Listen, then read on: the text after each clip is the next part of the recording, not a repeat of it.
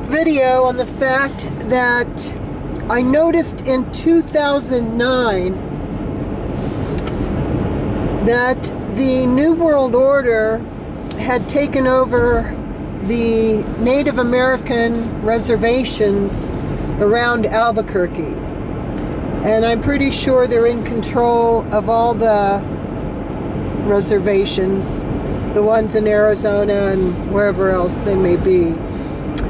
And what brought this to my attention, this was in May of 2009, and of course, as we remember, Obama had just been elected president and taken office in January of that year. And I was not saved then. I was still smoking cigarettes and marijuana. And I had gone to the local reservation. I'm surrounded by them to the north, west, and south, to the Santa Ana reservation to buy my cheap cigarettes, my native cigarettes, which were then costing $11 a carton. And I'd been going to this smoke shop, as it's called, which is on reservation land that abuts State Highway 550 in Bernalillo. And yeah, their reservation is right there. And I'd been going there for 6 years to buy my discounted cigarettes. And so I knew the girls that worked there, the Native American girls with their beautiful long black hair down to their bums. And so imagine my shock when I walk into the store and all of the girls are gone. All of the Native Americans are gone, save one who I'm pretty sure she's like Spanish heritage, probably the daughter of a Jesuit. And all the Native people are gone, and it's a bunch of white guys refiguring the store with displays, you know, cigarette and alcohol displays and everything. And I literally stopped in my tracks because when you live around reservations, you're told from the moment you get here that you are not to step a toe onto reservation land without the express permission of the tribe. And because Indian reservations are supposed to be a law unto themselves. In fact, I was told that the feds are not allowed on Native American reservations unless they are invited by the tribal elders. So imagine my shock when I go in and it's all white guys. And so I stopped in my tracks, and the store's about 1,000 square feet, maybe a tiny bit more, 1,200. And I said loud enough for everybody to hear, within my almost yelling. I said, what have you done with all the girls? Meaning the cashiers, the girl cashiers. Well, they stopped, all of them stopped what they were doing and looked at me with this glare which said, don't ask questions to which you don't want to know the answers. I mean, I was just stupefied. I couldn't believe it. I mean, I was really, I couldn't figure it out for the life of me what all these white people were suddenly doing running this store on reservation land.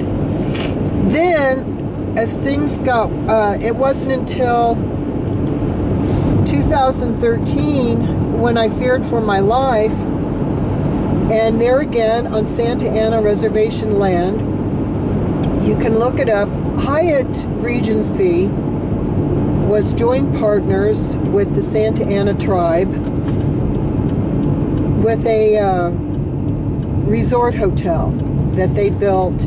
I think it was back in the mid-1990s that they built this place, and it's called Tamaya, like T-A-M-A-Y-A or something. And from my understanding, and I used to just go to the Tamaya every once in a while for lunch and stuff, and it was my understanding that the Tamaya had been built. It's on the Rio Grande, beautiful, elegant resort, all adobe style buildings and everything. that the Tamaya had been built with Hyatt, the agreement being that Hyatt would build the hotel. Oh, is that idiot again? And the reservation, the natives would run it. And then they'd split the profits. And of course that gave it more of a veneer of, the authentic Old West, blah, blah, blah. And, it was the Native Americans who were the waiters and waitresses and desk clerks. And basically, no whites except for maybe the sommelier in the ritzy dining room. But everybody else was Native American. And when I'd gone there for lunch for a few times, it was still Native Americans. But suddenly, in 2013, I guess they had ratcheted up the New World Order stuff even more. And when I was fearing for my life, I went and stayed at the hotel. And there, imagine my shock. I hadn't been there in a while. And just like the smoke shop, all of the Native Americans were gone. And it was now white people running the hotel, which is solidly on reservation land. I mean, it just doesn't abut the state highway. It is on the reservation several miles from the road. And I was like, I shook my head in disbelief. I was like, what the hell is going on? I just, still to this day, I can't understand why they kicked the Native Americans off their own reservation land at the shops. So, and I had an interesting experience in 2000, I think it was either 2010 or 2011, at the reservation to the south of me. I'm going to come up on it in a minute. And they have a beautiful, their casino hotel is drop dead gorgeous as well. And they have an amphitheater that seats about 4,500 people. And during the summers, they have excellent concerts. And before I was saved, I would go and I'd see Michael McDonald, all the acts from the 60s, the B-52s, Donna Summer. And it's such a small, intimate setting that there's hardly a bad seat in the house. And I could be there to watch the concert within 20 minutes from my home and just so go for 2 hours and watch a great concert. And sometimes I would go by myself. Either people, friends didn't want to go or couldn't afford it or whatever. And I would get a good seat. When you want a single seat and you don't require two seats, you can sometimes get really good seats on late notice, and I would do that. So I went to this Michael McDonald concert, and I'm sitting there enjoying the concert when suddenly, and most of these concerts, there again, there would only be Native Americans in attendance. When the seats weren't sold out, and they would comp the tribe, tickets.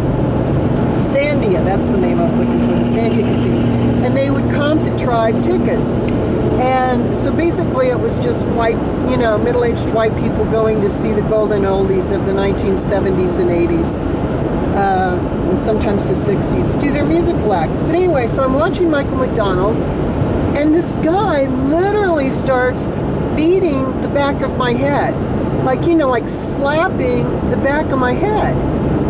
And I was like, what the heck?